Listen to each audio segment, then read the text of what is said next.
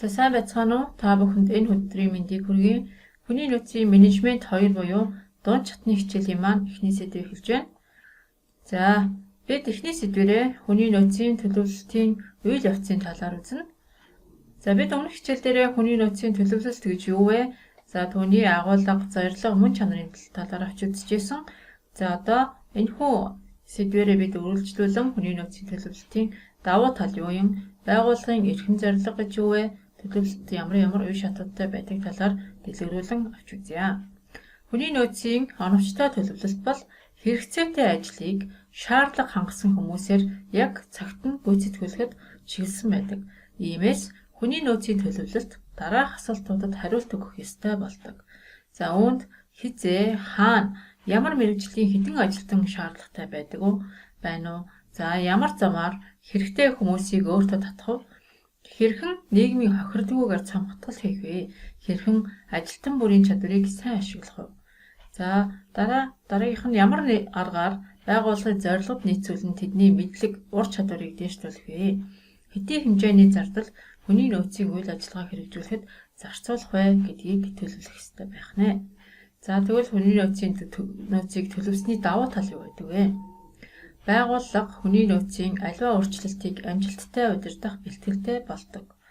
Ирээдүйн хүний нөөцийн хэрэгцээг анхааралтай авч үзснээр тухайн байгууллага хүний нөөцийг удирдах арга замыг олох, эсвэл сайжруулах ийм боломжтой болдог байна. За мөн ажиллах хүчний илүүдэл болон хомсдол гардаггүй. Энэ нь байгууллагыг ажилтнуудаа сургалт зохион байгуулах, удирдлагын хөтөлбөрийг амжилттай зохион хэрэгжүүлэхэд тусалдаг байна. За мөн өөрчлөлтийг удирдахад гарах зарим хүндрэлүүдийг урьдчилан харж түүнийг багасгах боломжтой болдог.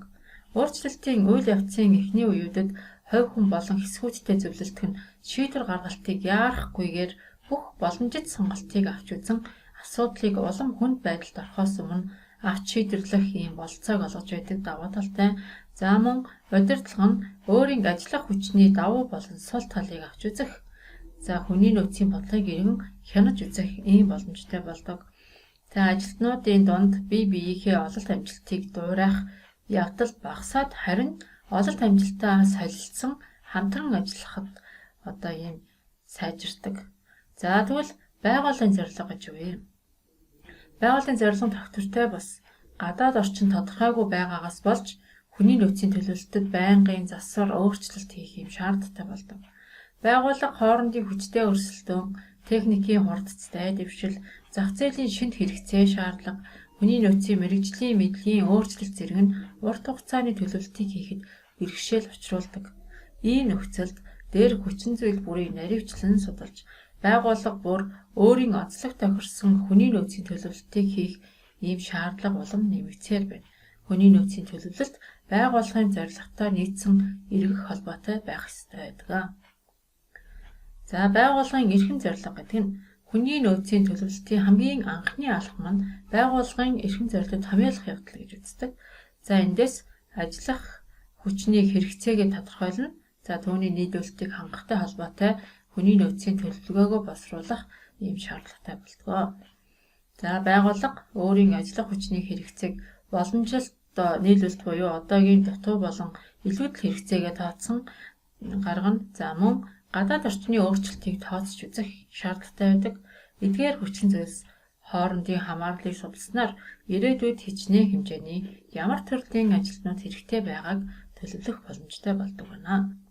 За байгууллагын эрхэм зорилго нь ажиллах хүчний хэрэгцээ буюу тэнд хичнээн ямар хизээ хаана хэрэгтэй байгаа энэхүү хэрэгцээг тодорхойлно. За эндээсээ ажиллах хүчний нийлүүлэлт. За одоогийн нийлүүлэлтээс хасах нь алдагдал болно. За тэгэхээр одоо ажиллаж байгаа хүмүүсийг цамхтахгүй байх хэрэгтэй байна. За хөдөлмөрийн зах зээлийн гадаад хүчин зүйл орох нь за гаднаас тухайн байгууллагт ажиллах мэргэжлийн шаардлагатай ажилтнуудыг олох. За цаг, бүтээмж, ажлын нөхцөлийн өөрчлөлтүүд орох шаардлагатай болох нь. За мөн ажиллах хүчний нийлүүлэлтийн боломж болон зах зээлийн өсөлт.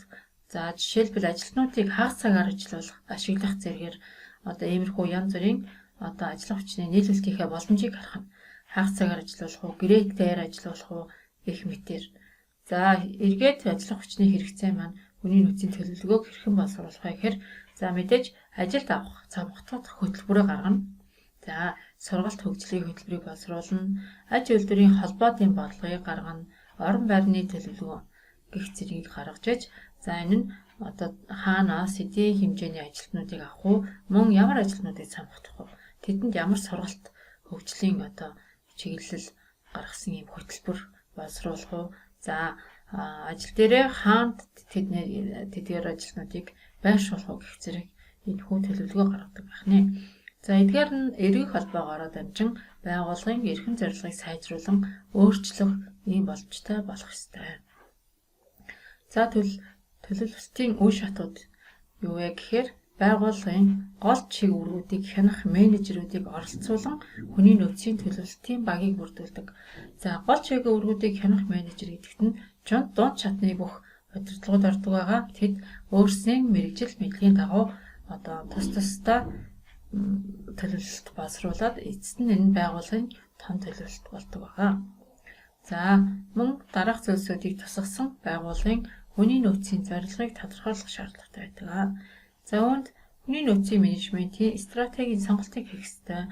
Капитал, тоног төхөөрөмжийн төлөвлөлт буюу хөрөнгө, за тэгэхээр ажиллах хүчний ажиллах одоо тоног төхөөрөмж багажийг хэлж байна. За мөн бүтцийн өөрчлөлт, бүтээгдэхүүн ба гарцын өөрчлөлтийг оруулах ёстой. За зах зээлийн төлөвлөгөөнүүд юу байна? Мөн санхүүгийн хязгаарлалттай холбоотой одоо хүний нөөцийн зорилгыг тодорхойлох ёстой гэдэг байна. За тэгвэл хүний нөөцийн одоогийн ашиглалтад янз бүрийн ангилал дахь ажилтнуудын тоо гаргаж ирнэ. За байгууллагынхаа нийт ажилчдын тоогоо одоо ангилан хуваана. За тэндээ удирдах ажилтан, гүйцэтгэх ажилтан гэх мэтээр за мөн зэрэг дэвээс хамааран байж болно. Тухайн байгууллагын үйл ажиллагаанаас хамааран ажилтнуудаа ангилан одоо тоог нь гаргана. За ажилтнуудын зэрэгдэл бүрийн хувьд тогтворгүй байдлыг нь тооцоолох. За түүнд нөлөөлж байгаа хүчин зүйлсийг судалж шинжлэх хэрэгтэй байдаг. За хичнээн тооны ажилтан яг ямар шалтгаанаар ажлаас гараад байна вэ гэдгийг судлан шинжлэх юм шаардлага гардаг. За илүү цагаар ажиллаж байгаа ажилтнууд хэр олон байна? Эдгээр ажилтнууд ямар одоо шалтгааны улмаас илүү цагаар ажиллаж байгаа гэхийг гаргах нь. За мөн богиносгосон цагаар одоо ажилтнууд ажиллаж байгаа. За жишээлбэл одоо хөхөөл хөвгттэй хүн байна уу? Хөдөлмөрийн гэрэн дээр заасан одоо ямар нөхцөлийн дагуу тэр хүн богиносгосон цагаар ажиллаж байна вэ гэдгийг гаргаад түүнийхээ тоо гаргах нь. За одоогийн ажиллаж байгаа ажилтнуудын чадвар болон гүйцэтгэлийг үнэлэх ёстой байдаг. За мөн бусад байгууллагатай харьцуулсан цалингийн ерөнхий түвшингөө гаргаж ирэх. За бидэнтэй ижил үйл ажиллагаа явуулдаг байгууллагын ажилтнуудын цалин ямар байна вэ гэдгийг одоо бусад компаниудыг байгууллагыг одоо судалж үзэх юм шаардлага гардаг байна. За байгууллагын гадаад орчинд нөлөөлөх нөлөө. За ажиллах одоо нөөцийг бий болгох төвшин. За хүн амын хандлага. За одоо хүний нас, ур чадвар, мэрэгжил тэдгээр хүмүүсийг төгсөж байгаа сургуулийн одоо ямар сургуулаас хичнээн тооны одоо тухайн мэрэгжилтэн нэг жил бэлтгэгдэн гарч ийн гэх мэт одоо бас гаднаас нөлөөлдөг байх нь. За орон нутгийн тээврийн болон сууцны хөнгөлөлтийн төлөвлөлтүүд мөн нөлөөлөх нь. За ажиллах нөхцөлийн талаарх нийт хүмүүсийн зөвшөлтсөл байх хэрэгтэй байх нь. За эцэст нь боловсрол, төрийн асуудал, орон нутгийн татаасын талаар баримлах засгийн газрын бодлого хэрхэн одоо гарч тэдэнд хэрхэн хэрэгжиж байгаа талаар гадаад орчноос нөлөөлдөг байх нэ. За ажиллах хүчний боломжит нийлүүлэлт мөн одоо нөлөөлнө.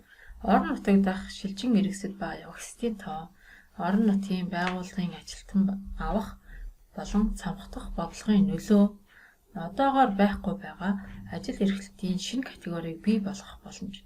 За жишээ нь хагас цагаар ажиллах боломж байна уу? За бүтэн цагаар биш илүү цагаар ажиллах одоо өөр ямар категорийг гаргаж ирж болох уу гэх мэтээр өөрийнхөө байгууллагын үйл ажиллагаанаас хамааран үнийг судалж чадах гаргах боломжийг хайх хэрэгтэй байдаг хэн. За эцэст нь бүтээмж болон ажлын цагт гарах өөрчлөлтүүдийг одоо ажлын хүчний боломжит нийлүүлэлтэд авч үздэг байх нэ. За ингээд өнөөдрийн хичээл уугаар өндөрлөж байна. Анхаарлаа хандуулсан та бүхэнд баярлалаа. Дараагийн хичээлээр дахин уулзлаа. Баяр таа.